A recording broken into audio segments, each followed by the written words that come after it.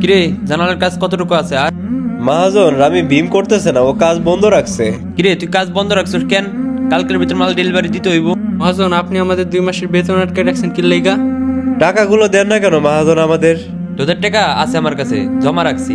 চাঁদ রাতে এসে তোদের টাকা তোরা নিয়ে যাস। মহাজন রমজান মাস চলতেছে, একটা ফ্যামিলির তো খরচপাতি লাগে তাই না?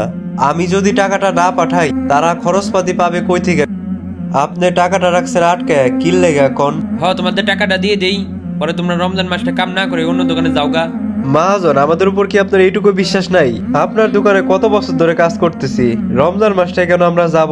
তোদের কি আমার উপর একটু বিশ্বাস নাই? এত মাসের টাকা দিতেছি আর 2 মাসের টাকা না দিয়ে যাবো গা?